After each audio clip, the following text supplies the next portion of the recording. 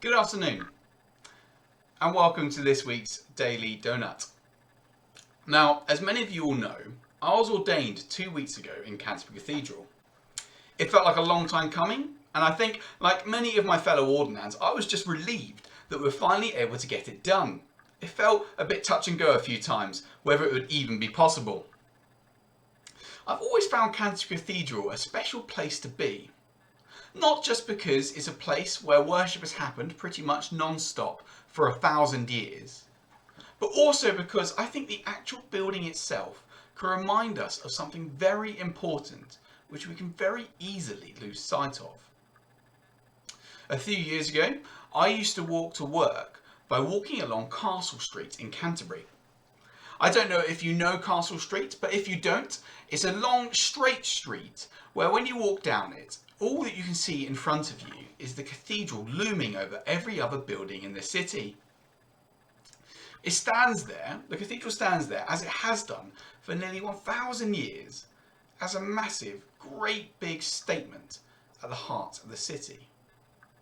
A statement that was intentionally designed to point to the greatness and permanence of God. It was built in a time where life was harsh, difficult, and often short. And because of that, the cathedral builders, the people who drew the first plans and the people who put the first stone on top of the other, knew full well that it could be decades until that section was completed. And so they knew that there was a very high possibility, a very likely probability even, that they might not see the fruit of their labour and stand with the completed building in front of them, let alone worship inside it. But they built it anyway. Can you imagine that happening now? Can you imagine us burying our time, our resources so fully into something that we could all say with a reasonable likelihood and probability that we would never see completed?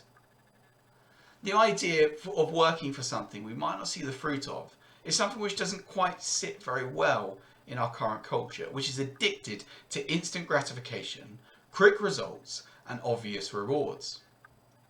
But I think the cathedral points to something very different.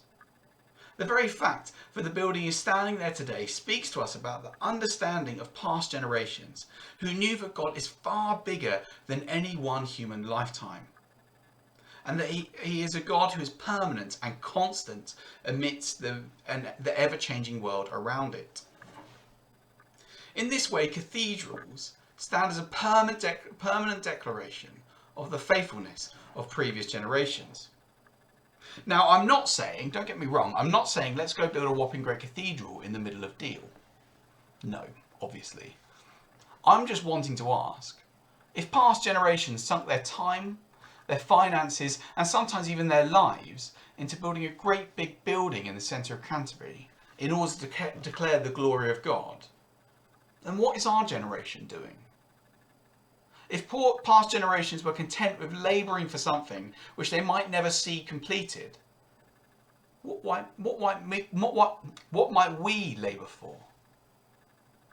What will be this generation's cathedral, which 1,000 years from now people will look back on and see? I found myself asking this question on my walk to work one day as I was staring up at the cathedral as I walked down Castle Street. And I realised that on that very same day, in fact at that very same moment, early in the morning, the two university Christian unions were kicking off their joint mission week. And I realised that that was the answer to my question. Our generation has the opportunity to build something permanent, something that speaks of the greatness of God and something that marks out our faithfulness. And it's not a building, it's people. This generation has the opportunity to build a cathedral of people, of transformed lives, of people who have heard and received the good news of Jesus Christ and who have come into a relationship with him. It won't build a monument in the centre of a city, but it will build a whole new group of people who will be present with us in eternity. That could be our generation's legacy. It won't be made of stone, but of people. It won't last 1,000 years, but it will last all of eternity. But much like a cathedral, it requires hard work, where we, alongside our brothers and sisters in faith and alongside the Holy Spirit, do the long work of witness, faithfully demonstrating and declaring the love of God to the world around us.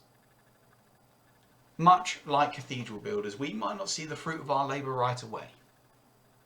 But what we do build, we will build, and it will stand forever.